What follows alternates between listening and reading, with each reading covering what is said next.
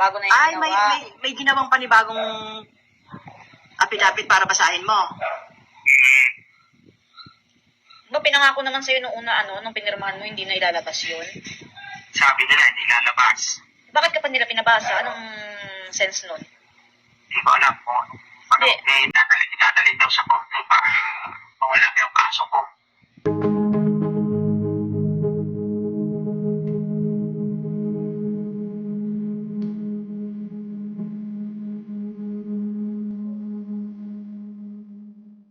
Ako si Orlando Tisa, dating veteranong marino, may asawa, dapat na nasa hustong gulang, Pilipino, may sapat na kalaman at kasalukuyang naninirahan sa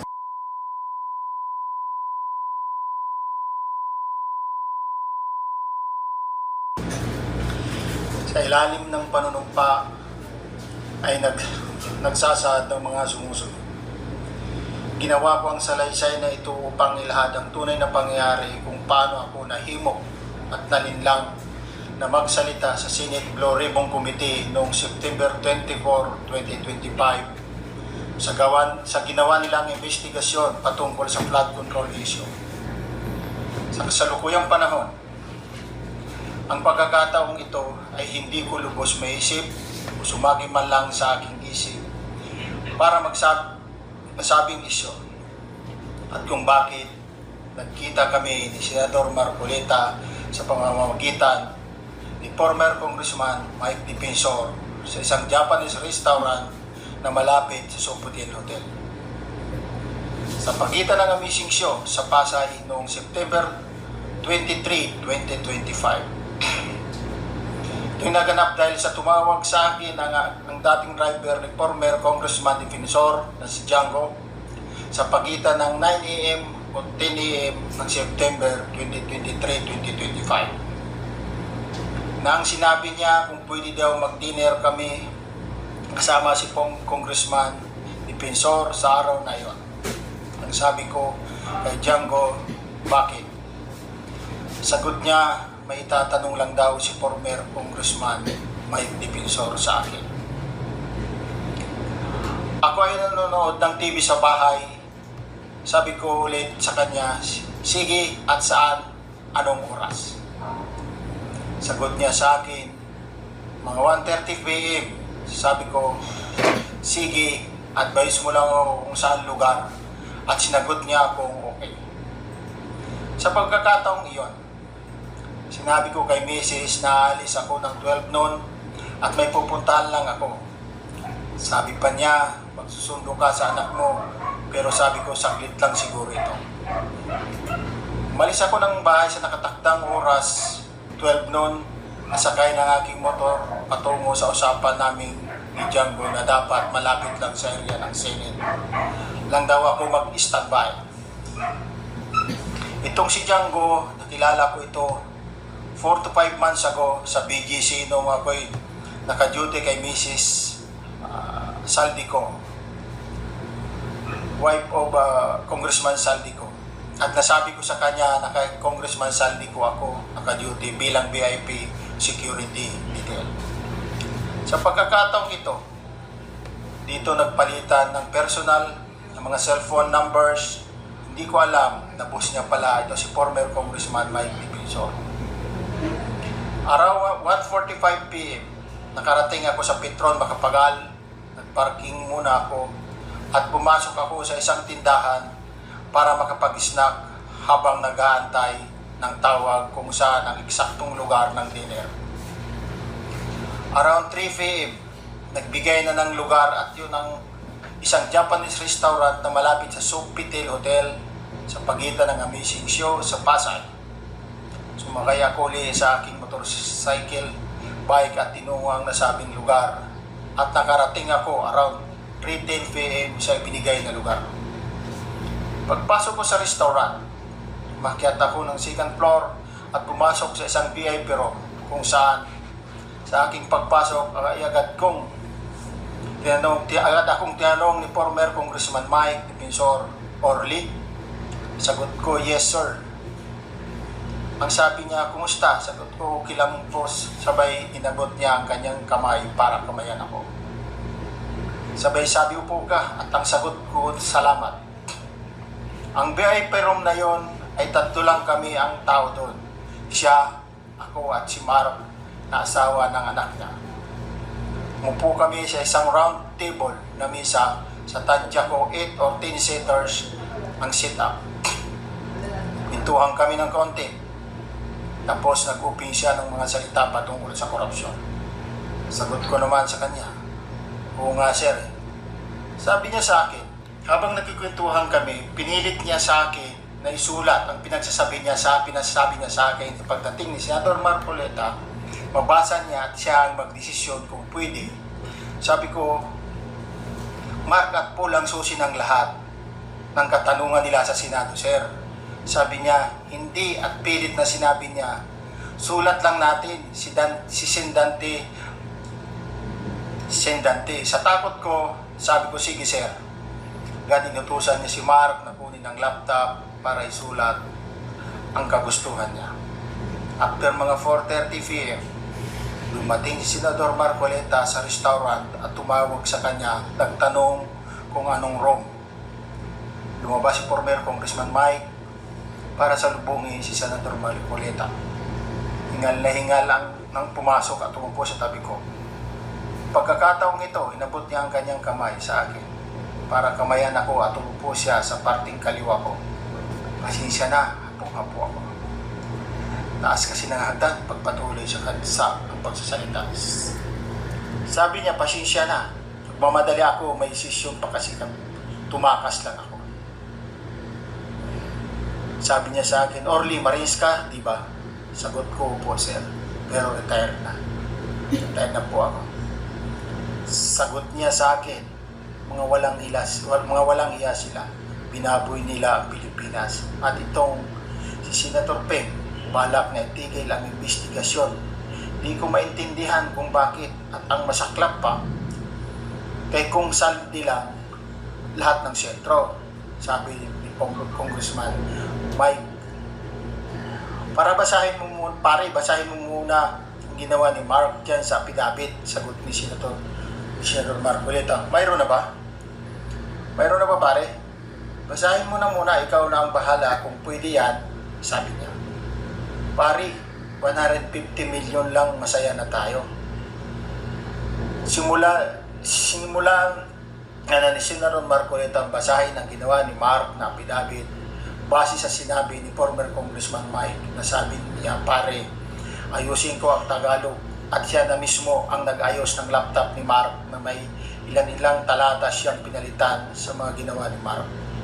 Doon mismo sa harap ko, inaayos ni Senador Marcoleta ang affidavit na yun. At sabi ni former Congressman Mike Defensor, si Mark kasi di marunong mag-Tagalog. At nang matapos siyang basahin ng affidavit, sabi niya, ito na yung missing link na hinahanap natin kasi puro sila saltiko at ikaw lang ang makapagbabanggit kay former Speaker Martin na di-deliver ng pera. Sabay paalam, pare, ayusin nyo na yan, babalik ako. Habulang ako sa sesyon. Bago siya umalis, sinabi ko sa kanya, sir, wag po ako. Kasi po, nabanggit na din ang pangalan ni Paul at Mark. Sagot niya, di pwede si Paul at Mark kasi iglesia. Matitiwalag yon at ayaw ko na ako ang dahilan ng pagkatiwalag nila. Bawal kasi sa iglesia ang ganyang usapin. At sinabi niya muli, pinilit niya sa akin na ako na lang, sabay sabi na, basahin mo lang yan at mababayaran naman ka naman. Ang sabi niya, kung di ko gagawin ang plano ni Senador Lacson, itigil na ang investigasyon at magtatagumpay. Dala ng takot at pangamba, lahat ng nakalahad sa affidavit na kanilang ginawa ay aking nasabi na nasaksihan o kahit hindi ito totoo. Pati ang pagsabi ng ipasama ako sa 3 beses na delivery ng mga malita sa alleged bahay ni Speaker Martin Romualdez sa Forbes Park. Wala akong naging direktang kontak o nakita man lang si Speaker Romualdez sa nasabing address. Ako ay napilitan na sabihin para sa kanya, sige po sir, kung ito ang paraan para makatulong ako, gawa ko dyan sir. Kaya lang sir, inaalala ko lang ang pag-aaral ng mga anak ko. Nag-promise ng CAS at educational scholar si former Congressman Mike Defensor bago tuluyan siyang umalis. Sabi niya, pare, babalik ako, ayusin mo na ang affidavit. Para pagbalik ko, babasahin ko na lang mamaya, sagot ni former Congressman Mike. Okay pare. Pagkatapos ay umalis si Senador Marcoleta at sumabay na din si former Congressman Mike. Naiwan kami ni Mark at pinapunta ako sa mapapagnotaryuhan sa Pasay na agad binigay niya sa akin ng address at pinuntahan ko para makapagnotaryo doon. Pagkatapos ng notaryo, bumalik agad ako sa restaurant na binigay ni Mark ang binalot na pagkain. Naikwento ko kay Mrs. na sabi ko sa kanya, parang harap ako sa Senate. Parang harap ako bukas sa Senate. Mga 9 nakarating ako ng bahay. Sagot niya sa akin, bakit? Kasi sabi ko sa kanya, si Pulat Mark ayaw ipatawag ni Senador Marcoleta kasi baka daw matiwalang sa iglesia. Kaya ako ang pinilit na tatayong witness. Sabi niya sa akin, bahala ka. September 24, 2025, kinaumagahan, umalis ako ng bahay ng mga 6 a.m. Dala ko ang sasakyan ko. Bumalik ako sa pinapagnotaryuhan ko kasi ang taong pinapalitan ko, nagawa kasi ng 25 at pinapalitan ko ng 2024 para di mahalata ang kasinungalingan na kasulat nito. Narating ako ng Senate around 8 a.m. Ang sabi, tumuloy ako sa 5th floor dahil doon ang opisina ni Senator Marcoleta ayon sa duty lobby, kung saan nag-login ako at doon nilagyan ang countersign para sa visitor ang office ni Senator Marcoleta. Nag-open ang elevator, may pumasok na babae, staff ni Senator Marcoleta na magsusundo sana sa lobby, kaso nag-ihi nung di pa ako dumating, kaya doon niya ako nakita sa elevator, paakyat ng 5th floor. Paglabas ng elevator, papunta sa opisina ni Senator Marcoleta, habang kami naglalakad sa hall, naalala ko noong magmamaniho ako papuntang Senate, naisip ko na huwag nang tumuloy, kaya lang naisip ko ang mga pera at edukasyon at ang mga pamimilit sa akin na Senator Marcoleta at former Congressman Mike Defensor na ikinatakot ko, kaya napaniwala nila ako sa panilang na salita. Pansarili nilang kapakananan, kaya naisip ko na bahala na. Pagpasok ko sa opisina ni Senator Marcoleta, pinaupo ako at mayroong naunang kausap. Pagkatapos niya makausap ang unang bisita, ay tinawag niya ako at doon ko binigay ang 4 na kopya ng affidavit na ginawa ni Mark na may notaryo. Pinipilit niyang paulit-ulit na sinasabi na voluntaryo ang aking gagawin at tinuturuan niya ako na kung ano lang ang nakalagay sa affidavit na ginawa ni Mark at na asawa ng anak ni former Congressman Mike Defensor, yan lang mag-focus. Sinagot ko, opo sir. Mga 8:55 a.m. bumaba ako sa session hall kasama ang staff niya habang hinihintay ang pagtawag sa akin sa session hall ng Senado. Saktong 9:50 a.m. tinawag na ako at pumasok sa session hall at sinamahan ako ng kanyang staff hanggang sa pinaupo sa pinakalikod na nasa gitnang bahagi na kung saan kaharap ko Senator Ping, Senate President Tito Soto at Senator Erwin Tulfo. Habang ongoing ang sesyon, pinapasumpa muna ako bago umupo, naging observer muna ako.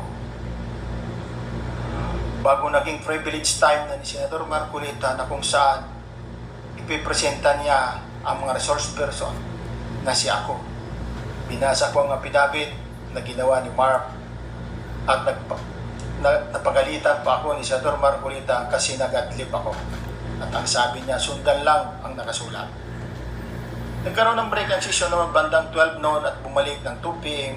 hanggang matapos ang 5 p.m.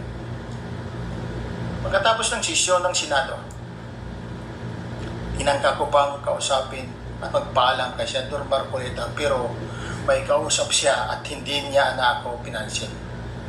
Hanggang lumabas na ako ng session hall kasamang security ng Senate papunta na sa ground floor, at doon pinapirma na ako ng waiver na ayaw kong tumanggap ng security galing sa kanila, kung saan tumagal ang proseso ng 1 oras. Lumabas ako ng mga mag-isa, naglalakad patungo sa open parking space area ng Senate. Marami ang nagpadala, pakikiramay ng kanilang mga simpatiya at suporta. Nabuti ko na di ako mag-contact sa kanila para wala na madamay. Kasi alam ko, lahat ng didikit sa akin ay ikukunikta kung saan man ang aking ginawa, lalo na sa paggamit ko, sa mga pagpagamit ko sa mga politiko, magiging dating sundalong marino. Hindi na din ako kinontak ng opisina ni Senator Marcoleta o ni former Congressman Mike Defensor. Kaya doon ko natantya na ginamit lang talaga nila ako, sapagkat huli na ang lahat ng mga pangyayari at ako'y lubos na nagsisisi. Subalit noon, September 27, may isang biglang pumuntak sa akin na galing sa opisina ni Senator Marcoleta na nagsasabi, bibigyan ako ng numero ni Atty. Rowena Guanzon para ako daw ang tatawag para manghingi ng tulong para sa pag-aayos ng apela, na may mga koreksyon upang ito'y magamit na ebidensya sa pag-file ng kaso sa September 29. Pero hindi na ako nagtangkang kontakin si Atty. Guanzon para maiwasan na ang muling paggamit sa akin. Ang mga tunay na kaibigan ang naging karamay ko. Ang tanging sinasandalan ko na lang ay ang gumagabay ng bibigyan ng linaw sa aking isipan dahil sa pangyayari para sa aking seguridad at ng pamilya, upang hindi na pa magamit pang muli ng mga taong uhaw sa pangyarihan. Yan ang kabuuan ng pangyayari sa panahon na yan. Ginawa ko ang sinumpang salaysay na ito ng may malaya at kusang loob, at ako ay nanunumpa na ang lahat ng nasa dito ay pawang katotohanan ayon sa aking kaalaman at paniniwala. Para linawin ko, hindi ako hawak ng Marines, isang mapagkakatiwalaang kaibigan ang sinasandalan ko sa kasalukuyan.